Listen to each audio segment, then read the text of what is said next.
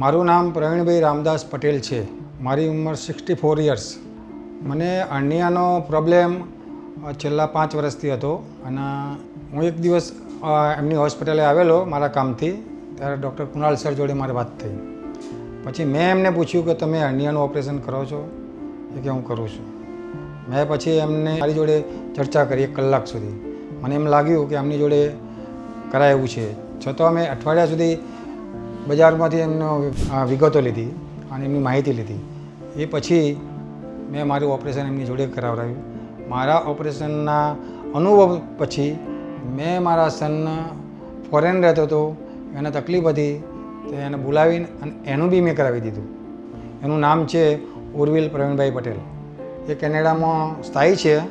એને 2 વર્ષ પહેલાં હર્નિયાની પ્રોબ્લેમ થયેલો. ત્યાંના ડૉક્ટર જોડે કન્સલ્ટ કર્યું, પણ ત્યાંના લોકો કંઈ કરતા નથી. પછી જ્યારે એને ઇન્ડિયા આવવાનું થયું અને આવેલો અને એને મેં કીધું કે ભાઈ તારી જે તકલીફ છે એના માટે આ ડૉક્ટર સારા છે, મેં કરાવ્યું છે, મને કોઈ પ્રોબ્લેમ નથી. એનો હું મળવા લઈને આવ્યો.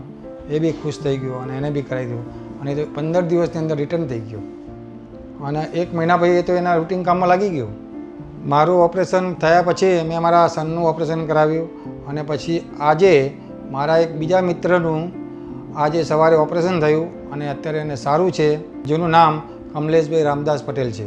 ડૉક્ટર કુણાલને જે સમજાવવાની રીત એવી છે કે કદાચ પેશન્ટ 50% એના સમજાવવાથી સાજું થઈ જાય, કારણ કે એ ડૉક્ટર તરીકે વાત નથી કરતા, એક મિત્ર તરીકે વાત કરે છે. મારું જે ઓપરેશન કર્યું એ સારું હતું અને પેઇનલેસ અને 1 જ દિવસની અંદર મેં તો આરામ બી નથી કર્યો, કારણ કે મને આરામ કરવાની જરૂર બી ના લાગી. ઓપરેશન થયે મારે 3-1 મહિના થયા. આજે મને ઓપરેશન કરાવ્યું એવું લાગતું જ નથી અને હું બધી જ એક્ટિવિટી કરી શકું છું. જે ચાલવું બધું જ, એક્સરસાઇઝ બધું જ. આજે મારા મિત્રનું જે ઓપરેશન થયું એની જે રિઝલ્ટ છે એ અને મારું થયું, મારા બાબાનું થયું અને બધાના રિઝલ્ટ પ્રમાણે ડૉક્ટર કુણાલ સરને ખૂબ ખૂબ ધન્યવાદ.